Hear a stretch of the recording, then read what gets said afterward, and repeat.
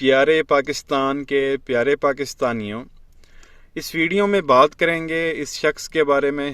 آپ سب اسے بڑی اچھی طرح سے جانتے ہیں، پٹواریوں کا باؤ جی، نانی مریم کا پاپا، جو اس وقت لندن فرار ہوا ہے پچھلے 3 سال سے۔ دوائی لینے گیا تھا اور اب واپس آنے کا نام ہی نہیں لے رہا۔ پیارے پاکستانیوں، یہ ویڈیو بہت زیادہ امپورٹنٹ ہے۔ میری آپ سے گزارش ہے کہ اس کو اینڈ تک ضرور دیکھیں اور آگے بھی زیادہ سے زیادہ شیئر کریں۔ اس ویڈیو میں آپ کو بہت امپورٹنٹ جو ہے وہ انفارمیشن دینی ہے، تو میری گزارش ہے کہ ایک تو اینڈ تک ضرور دیکھیں اور آگے بھی زیادہ سے زیادہ شیئر کریں۔ پیارے پاکستانیوں، اس شخص نے پاکستان کا نام مٹی میں ملانے کا کوئی بھی موقع ہاتھ سے جانے نہیں دیا۔ یہ واقعہ ہے 1999 کا، جس وقت یہ وزیر اعظم تھا۔ یہ پرویز مشرف صاحب کے مارشل لا لگانے سے کچھ ہفتے پہلے کی بات ہے، جب نواز شریف وزیر اعظم تھا۔ اس وقت اس بندے نے ایک عجیب و غریب کارنامہ کیا تھا، آپ سوچ بھی نہیں سکتے جو اس بھائی صاحب نے جو ہے وہ کاروائیاں اور ڈرامے کیے ہیں جب یہ وزیر اعظم رہا ہے۔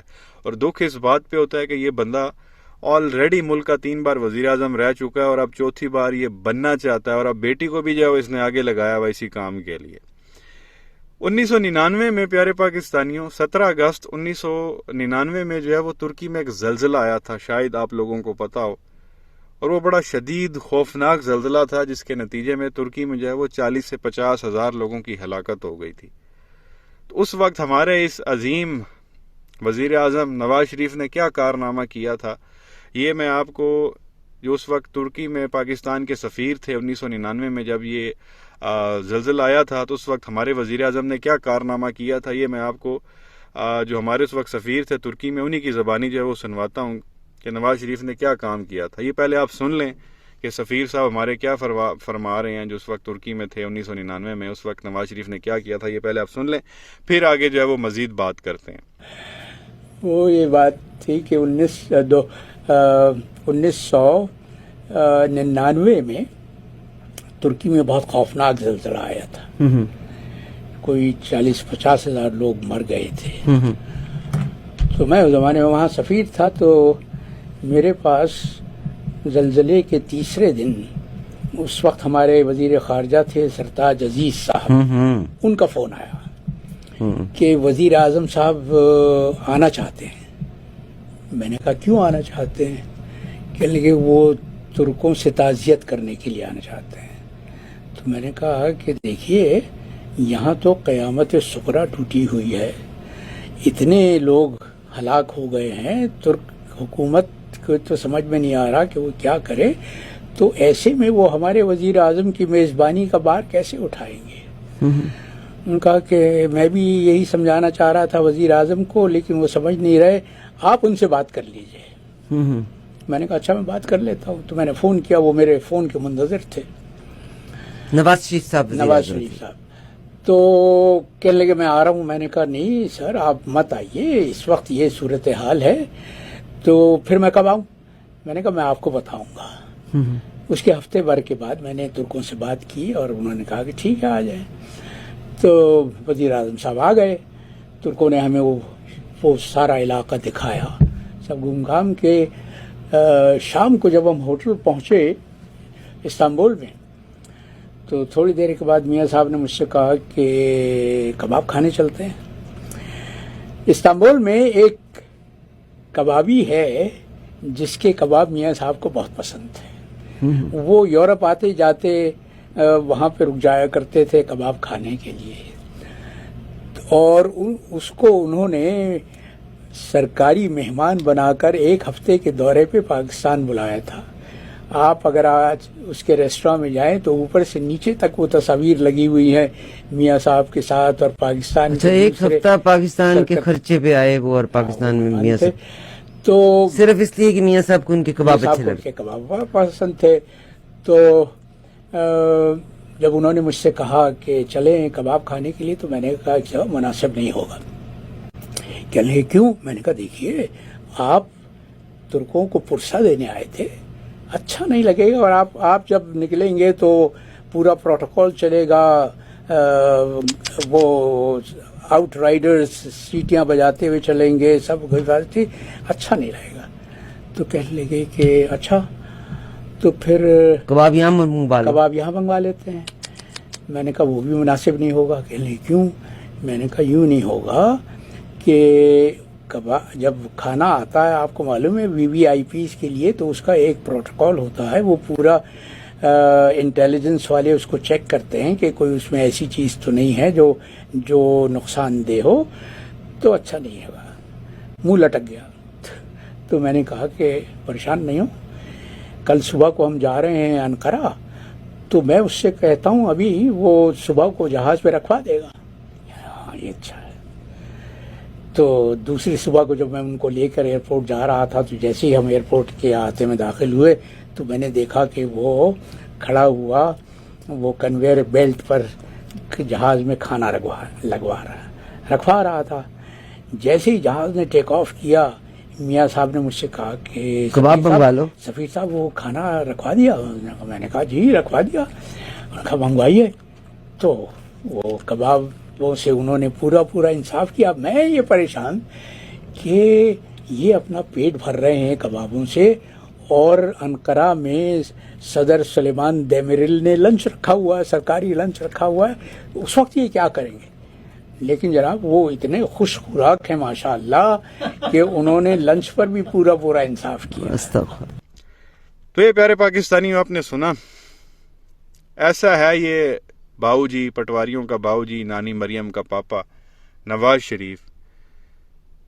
तुर्की में ज़लज़ला आता है और ज़लज़ले के तीसरे दिन ही नवाज शरीफ अपने जो है वो फॉरेन मिनिस्टर वज़ीर ख़ारजा सरताज अजीज़ को कहता है कि जी बंदोबस्त करो तुर्की दे दौरे दा। वो फिर सरताज अजीज़ जो है सफ़ीर को कॉल करता है, पाकिस्तानी सफ़ीर को जो उस वक्त तुर्की में था, और फिर वो मना करता है सफ़ीर के भाई यहाँ पे आप कैसे आ सकते हैं, यहाँ पे इतनी हलाकतें हो चुकी हैं तो आना मुनासिब नहीं है। उनका ऑलरेडी जो है वो आप कह लेंगे खर्चा हो जाएगा। जब भी कोई वज़ीर आज़म जाता है दूसरे मुल्क में तो ज़ाहिर है खर्चा तो हो जाता है, और ऑलरेडी उन पर जो है वो इतना ये बोझ बर्डन बन गया। तो नवाज शरीफ ने जो है वो फिर खुद बात की सफ़ीर से, और फिर सफ़ीर ने फिर ज़ाहिर है एक हफ़्ते बाद कहा कि जी आप आ जाएँ। सफ़ीर ने ज़ाहिर आगे बात की होगी तुर्की के लोगों के साथ जो उनकी एडमिनिस्ट्रेशन में थे, उन्होंने अपने सदर को कहा होगा। तो ये खैर दौरा फिक्स हो गया और नवाज शरीफ साहब फिर वहाँ पे गए ताज़ियत के लिए, और वहाँ पे जाके इस्तांबुल में जी वो बजाय इसके कि वो ताज़ियत करते, बाहर निकलते उन एरियाज़ में, तो खैर वो गए वहाँ पे जाके लोगों से मिलते, यहाँ से को पैसे वैसे ले जाते, दवाइयाँ शवाइयाँ ले जाते, वहाँ पे जाके लोगों में बांटते और बताते कि जी हम दुख की इस घड़ी में आपके साथ खड़े हैं। लेकिन बाऊ जी जो है वो बेसिकली वहाँ ताज़ियत करने नहीं गए थे, वहाँ कबाब खाने गए थे। उनको इस्तांबुल में जो है वो कोई कबाब वाला पसंद आया हुआ था, वो तो कबाब खाने गए थे, और फिर उन्होंने फरमाइश की उसी दिन ही जिस दिन वो वहाँ पहुँचे कि भाई कबाब खाने चलें। तो सफ़ीर साहब ने कहा कि सर जी तुसी वज़ीर आज़म हो, बाहर निकलोगे, पूरा जो है वो प्रोटोकॉल होगा, सिक्योरिटी होगी, आप वहाँ पे बैठ के कबाब खाएंगे तो जब मीडिया आपकी तस्वीरें लेगा, आपको कवर करेगा, तो तुर्क अवाम आपके बारे में क्या सोचेगी कि भाई हमारा तो यहाँ पे 40-50 हज़ार बंदा मर गया, हम इतनी मुसीबत में हैं और ये यहाँ पे कबाब तोड़ने के लिए आया। तो खैर वो सफ़ीर साहब ने समझाया और इसको रोका और कहा कि भाई इस तरह नहीं होगा, ये मामलात बड़ी बदनामी हो जाएगी। तो कल हमारा जो है वो अनकरा का दौर, दूसरे दिन कहीं इन्होंने अनकरा जाना होगा, तो वो फिर सफ़ीर साहब ने कहा जी कि मैं जो है वो कबाब वहीं जहाज़ में रखवा दूँगा। तो फिर नवाज शरीफ जो है वो खुश हो गए। फिर अगले दिन जब अनकरा जाना था, जहाज़ में नवाज शरीफ सवार हुए, तो नवाज शरीफ ने फ़ौरन सफ़ीर से कहा जी फिर सामान रखवाया, खाना रखवाया आपने? उन्होंने कहा हाँ जी। वो फिर कबाब आ गए वही, तो नवाज शरीफ ने फिर वो जहाज़ में बैठ के कबाब खाए। अब सफ़ीर कहता है कि दोपहर का टाइम था, आगे जहाँ हम जा रहे थे अनकरा में तुर्की के सदर से हमारी मुलाकात थी, तो तुर्की के सदर ने भी जो है वो लंच के इंतज़ामात किए हुए थे। तो मुझे ये था कि ये तो जहाज़ में इतने कबाब खाई जा रहा पेट भर के, तो ये आगे लंच कैसे करेगा। तो पता चला जब लंच का टाइम आया, भाई साहब ने वहाँ पे भी इंसाफ किया और अच्छी खासी रोटियाँ वहाँ भी तोड़ ली। तो कहने का मकसद ये है प्यारे पाकिस्तानियों, ये इस तरह का शख्स था। और सफ़ीर साहब ये भी कह रहे हैं कि ये जो उसको तुर्क कबाब पसंद थे, जो ये बनाने वाला शेफ़ था, नवाज शरीफ ने उसको सरकारी खर्चे पे बाद में पाकिस्तान भी बुलाया। एक हफ़्ता वो पाकिस्तान में रहा और नवाज शरीफ को जो है वो कबाब बना बना के खिलाता रहा। और वो जितना वो तुर्की से पाकिस्तान आया, जो मतलब मामलात हुए सारे, जितना भी खर्चा हुआ वो पाकिस्तान में रहा, जो कुछ भी हुआ وہ غریب عوام کے ٹیکس کے پیسے سے ادا کیا گیا، کیونکہ وہ سرکاری خرچے پہ اس کو یہاں بلوایا گیا تھا 1 ہفتے کے لیے. وہ پھر یہاں بھی کباب توڑتے رہے. اور سفیر صاحب یہ بھی کہہ رہے ہیں جب بھی نواز شریف وہاں جاتے تھے بطور وزیر اعظم کہیں یورپ میں کہیں ٹور شور پہ، تو واپسی پہ جو ہے وہ لازمی ترکی میں رکتے تھے صرف وہ کباب کھانے کے لیے. اندازہ کریں. اب یہ نواز شریف جیسا بندہ جو ہے وہ اکیلے تو ٹریول کرتا نہیں ہے، اور ابھی بھی نہیں کرتے. یہ لوگ 100-200 لوگوں کی جو ہے یہ ٹیمیں ساتھ لے کے پہنچے ہوئے ہوتے ہیں. تو جب یہ ترکی آتا ہوگا اپنے پورے جو ہے وہ درباریوں کے ساتھ، وہاں پہ پلین رکتا ہوگا، پلین کا جو ہے وہ آپ کہہ لیں کہ رینٹ دینا پڑتا ہوگا، پھر وہاں پہ ہوٹل کے کمرے بک ہوتے ہوں گے، ان کے جو ہے وہ پیسے دینے پڑتے ہوں گے. مطلب فری کا کروڑوں روپیہ صرف وہ کباب پتہ نہیں کتنے کروڑ میں پڑتے ہوں گے اس پاکستانی عوام. ظاہر ہے وہ نواز شریف نے جیب سے تو دینے نہیں تھے، وہ تو سارا یہ ٹیکس کا پیسہ اس نے دینا تھا. تو کہنے کا مقصد یہ ہے کہ اس لیول پہ یہ لوگ گرے ہوئے ہیں، ان کو بالکل غریب عوام کا کوئی احساس نہیں ہے. اور یہ آلریڈی 3 بار وزیر اعظم رہ چکا، اور اس کی بیٹی کی آپ باتیں سنا کریں جو وہ لمبی لمبی آ کے میڈیا پہ چھوڑتی ہے، اور باپ کی اس کی حرکتیں یہ رہی ہیں، اور آگے ایک بار پھر جو ہے یہ اقتدار میں آنا چاہتے ہیں. تو یہیں سے آپ نواز شریف کے انٹلیکچوئل لیول کا جو ہے وہ آپ اندازہ لگا سکتے ہیں کہ یہ شخص کتنا ایک ذہین تھا. اور پتہ نہیں ہماری کمپنی نے اس کو کیوں اتنا اٹھایا اور اس کو 3 مرتبہ جو ہے وہ وزیر اعظم بنا دیا. اس میں دیکھا کیا تھا؟ عقل نام کی تو کوئی چیز نہیں تھی اس شخص کے اندر. اب بے شرمی دیکھیں کہ وہاں ترک مر گئے اور یہ تعزیت کے نام پہ وہاں گیا صرف کباب کھانے کے لیے. اس سے بڑی اور بغیرتی کیا ہو سکتی ہے؟ اور پھر جب اس طرح کے جو ہے وہ لوگ وزیر اعظم ہوں گے تو پھر ملک کا کیا حال ہوگا؟ وہ یہ آپ کے سامنے ہے.